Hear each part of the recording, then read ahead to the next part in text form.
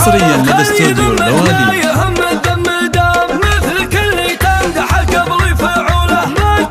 حصريا لدى استوديو الغوالي. حين قلت شوي شمحت صار حاله مثل نجم لا سطع يجري الغمام من بين خالد وتاريخه بطوله وجه ربع شيخهم على المقام والرفيق اليان اخاهم وقف له وقفه تجبر مكاسر العظام اسمه ماخذ بالفخر صلاح وجاله كل حرف من اسمك يفك الزحام يا سلامي والسلام اللي يقوله حين اقوله صار مو بيد سلام القصايد كل ابوها جنددوله والجنود اليوم في طاعة الامام الشعر لا صار من راس الحموله ما يعدل على جل الحشام مثل بن زيتون واللي جوعان له الكرام اللي مناسبهم كرام والصدور اللي بحظ يقوم له كل حرف نكتبه حصريا لدى استوديو الغوالي. كتبنا المدح بنفس الخجوله لا تنوش المجد من خلع عمام حصريا لدى استوديو الغوالي. يقوى دخوله كود من هو لنا برد الجهاز سو طيب وعين من يبغض كحوله خلي ذمك ما يهم الذم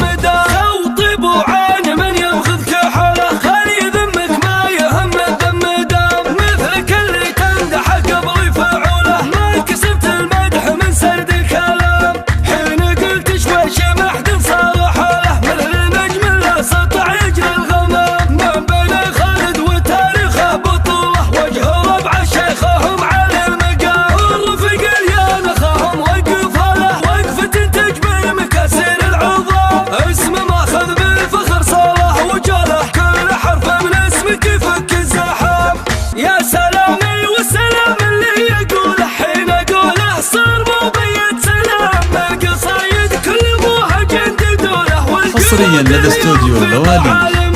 الشعر لا صار من راس الحموله ما يعدل على حصريا لدى استوديو الغوالي. بن زيتون واللي جوعان له الكرام اللي مناسبهم كرام والصدور اللي بحظ يقوم له كل حرف نكتبه فيها حرام ما كتبنا المدح بنفس الخجوله لا تنوش المجد من خلع عمام للمدايح باب ما يقوى دخوله كود من هو لنا برد الجهاز سو طيب وعين من يبغض كحوله خلي ذمك ما يهم الذم دام سو طيب وعين من يبغض كحوله خلي ذمك ما يهم الذم دام مثلك اللي تمدح قبل يفعوله ما كسبت المدح من سرد الكلام حين قلت شوي شمحت صار حاله مثل نجم لا سطع يجري الغمام من بين خالد وتاريخه بطوله وجه ربع شيخه حصريا لدى استوديو الغوالي. الرفيق اليان اخاهم وقف